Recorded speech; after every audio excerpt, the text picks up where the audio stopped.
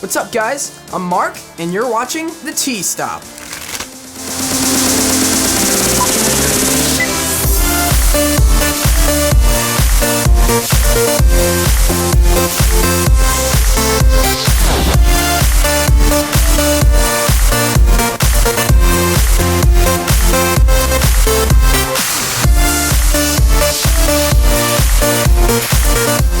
What's up, guys? I'm Thad Barnett with Tailgate Studios, and welcome to the T-Stop.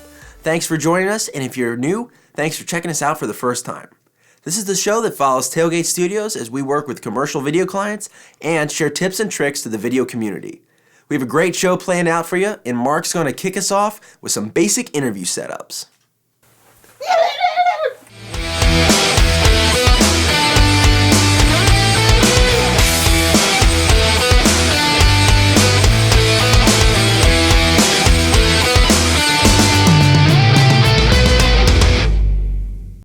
Hey guys, this is Mark from Tailgate Studios. Today we're going to be talking about cameras, lights, and audio of an interview setup.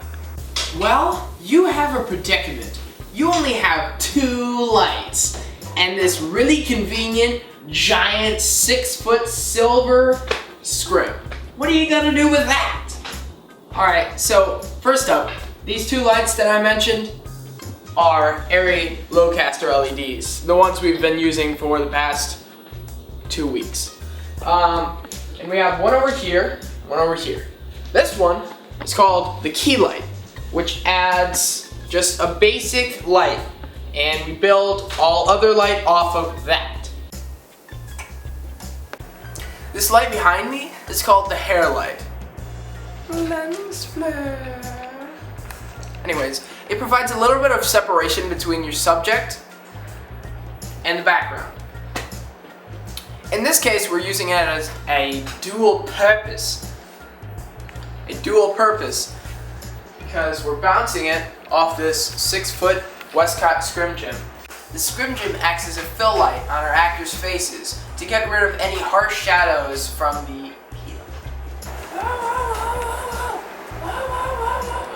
So, any light you see here is from the house. We have none of our lights turned on. So, let's show you the effect of these lights. First up, we have the key light. This provides a basic fill of the subject, and as we said before, we're using the Arri Lowcaster LEDs, which provides a very soft light, perfect for interviews. Next up is the hair light. Again, this provides a little bit of separation between me and the background. And of course, we're bouncing it off of the 6-foot Westcott scrim gym. So I'm going to hold up this flag and just give you a little bit of a reference on how much this scrim is affecting me.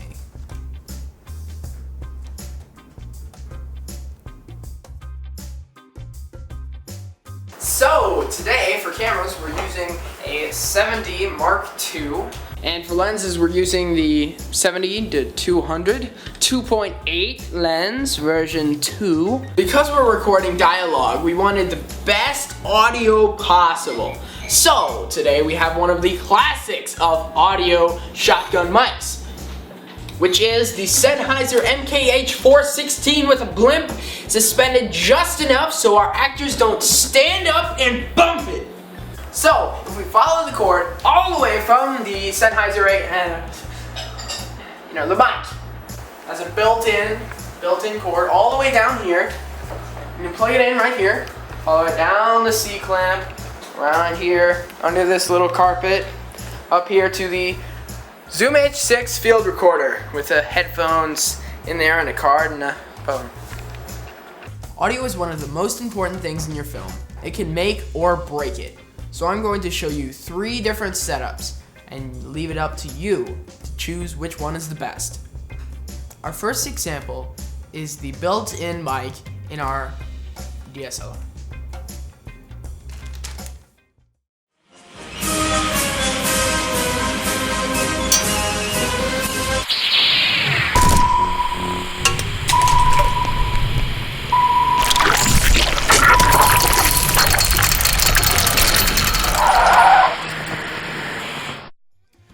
second audio setup is recording from the Rode video mic, which is plugged into the Canon DSLR's preamp.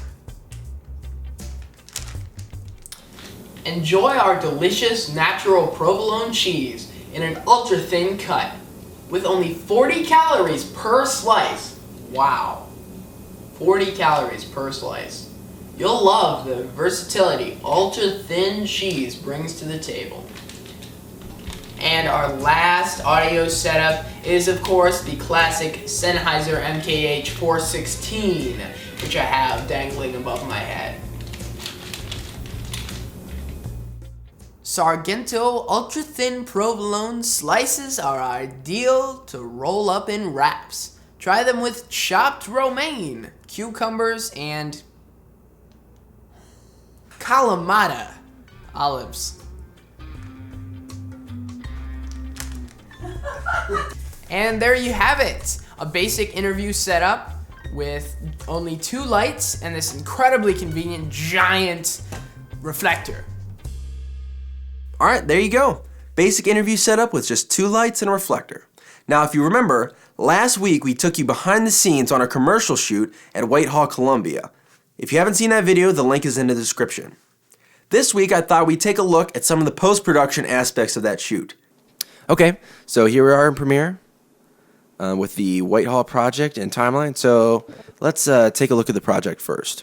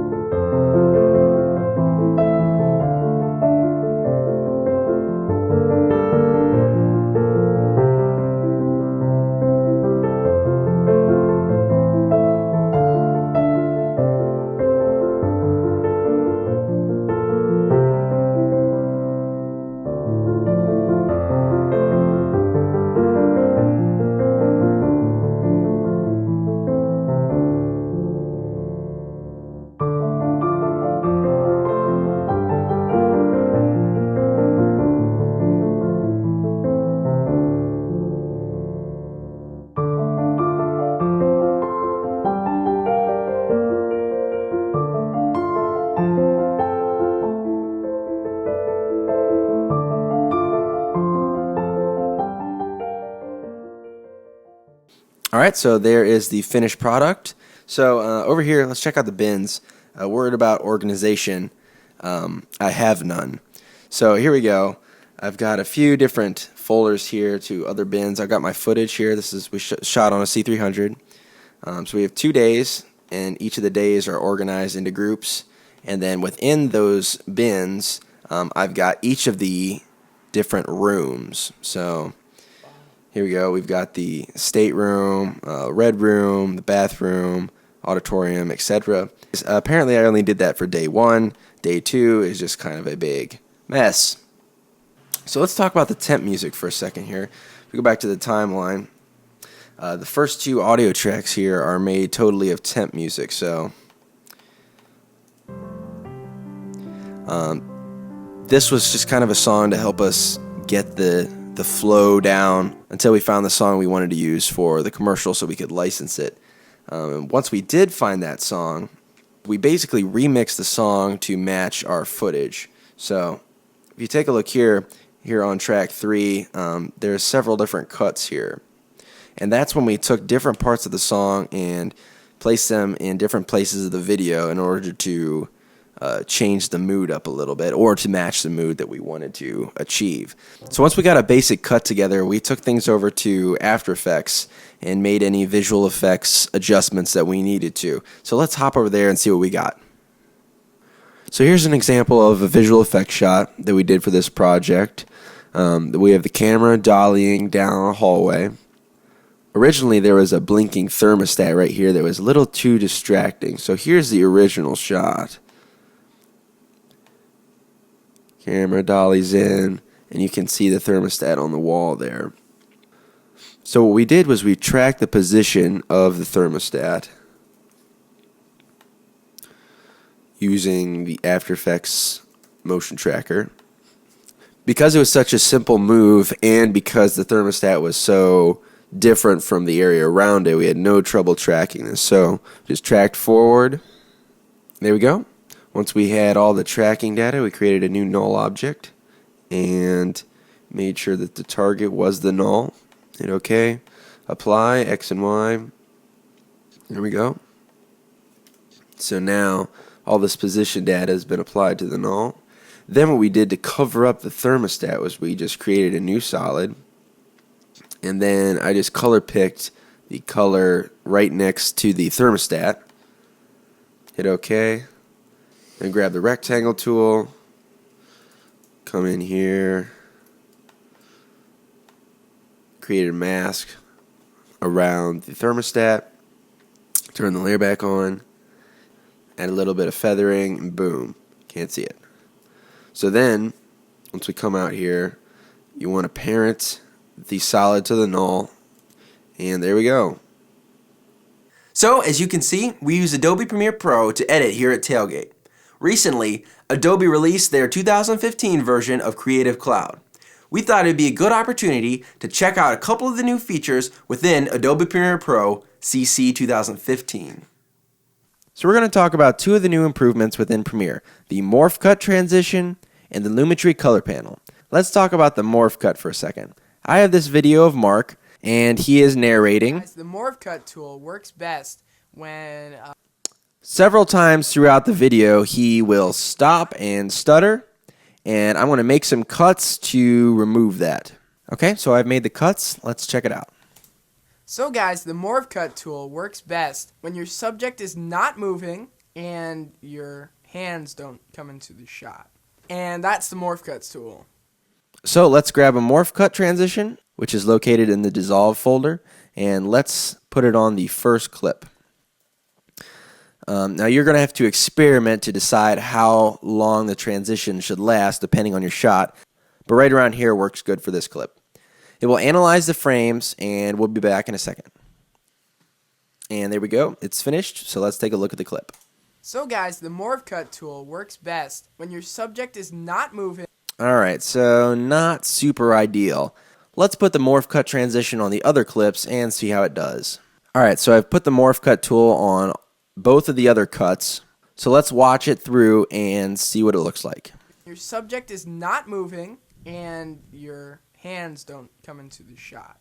And that's the Morph Cuts tool. Alright, so not super ideal. You can see here that there's some distortion around Mark's head. The Morph Cut is super particular on when it decides to work or not.